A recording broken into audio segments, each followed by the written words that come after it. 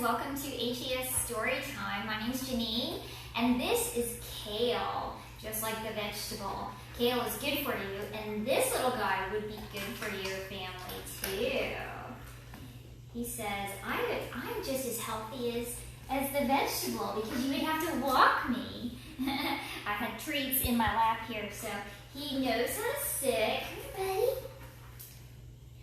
He's about 2 years old. You sit? Can you sit? Good boy. Good boy. He's kind of a Heinz 57. I think he's part dog, part tiger. Look at his face. Oh, look at you. Oh, what a sweet boy. He would make such a good pet for any family. Yes, you would. And he's quite the ham for photos. Okay, well, Kale is going to help us read, or at least be a good listener. Hang on.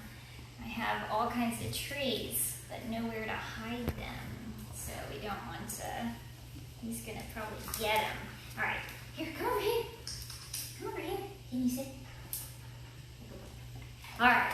So we are going to read Cookie's Fortune. Imagine that. Cookie. You like cookies, don't you? You like cookies? Okay. All right. So I'm sure Kale will settle down and decide to listen to our story with us. So this is called Cookie's Fortune. It's written by Linda Graham Barber and illustrated by Nancy Lane. And we all know what illustrated means, right? That's who draws these really cute pictures. So my guess is Cookie is this little guy right here. So let's see. Let's open it up and see. Oh, look at that. It's fortune cookies all over the page. So, wonder why. All right. Okay. The little dog ran and ran and ran. She ran until her tongue scraped the ground. That's a pretty long tongue. The little dog walked and walked and walked. She walked until her paws were raw and sore.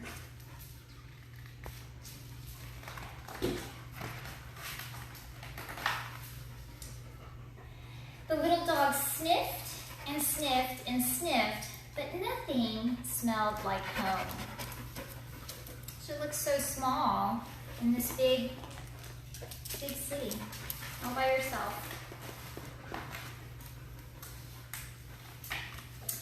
It grew dark.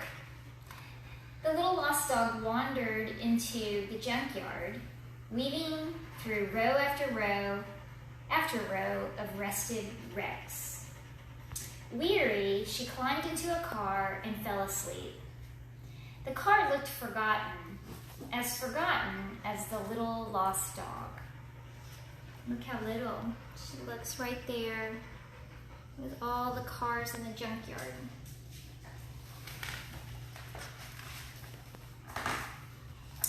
In the morning, she woke up hungry.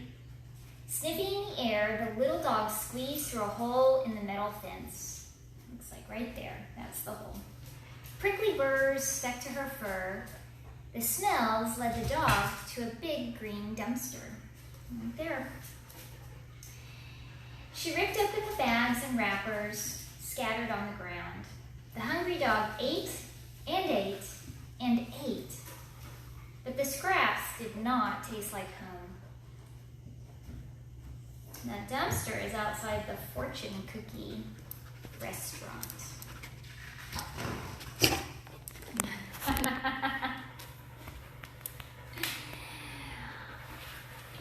we go. One day, near the dumpster, the back door opened. Even a mutt's got a drink. She lapped up the fresh water. Looks like the guy from the fortune cookie place gave her some water. That night, snowflakes fell on the oily ground. The little dog woke up shivering, then wrapped her tail tightly around herself. The forgotten dog and the forgotten car stood stark against the pale pink Dawn. Looks pretty cool.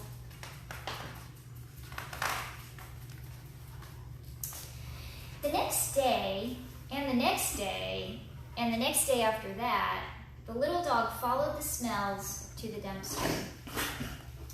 When a lean white dog chased her, she scrambled through the fence, past the prickly burrs, back to the rusted car.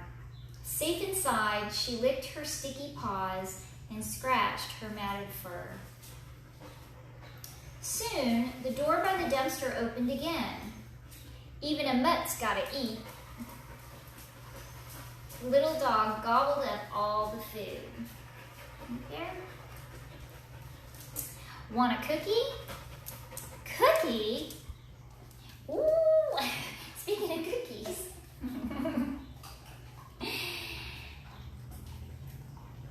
So the guy says, want a cookie? And she said, cookie? Hang on. Here, come here. Here, I'm going to give those treats over to you guys. Okay. All right, let's try this one more time. So the guy said to the little dog, go over there. There we go. Okay. Somebody likes cookies here too, but want a cookie? And she said, cookie? The dog sat up on her hind legs and begged, just as she remembered. Look at that. I wonder who this guy is right here. Leash in hand, the kneeling man spoke quietly. It's okay. Slowly, the little brown dog followed the trail of food and the encouraging words, good girl, good girl.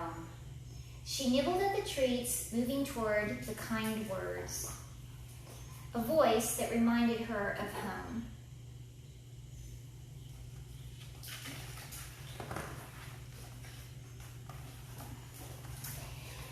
The van pulled up to the Last Chance Animal Shelter. Inside, dogs barked and whined and howled. The smells of forgotten were everywhere. A metal door rattled shut. The tired dog curled up and slept. There. People came to the shelter day after day after day. Some kennel doors opened. A few dogs left. Soon, more came to take their place. But no one came for the little brown shelter dog. Soon, she stopped dreaming of home. There. Poor little thing. One day, she awoke to the shuffle of footsteps. The latch clicked and her door opened. What happened to her hair? Asked a soft voice. We cut her hair short to get rid of all the burrs and bubble gum, said the volunteer. And we gave her 3 baths. She smelled like soy sauce. What's your name?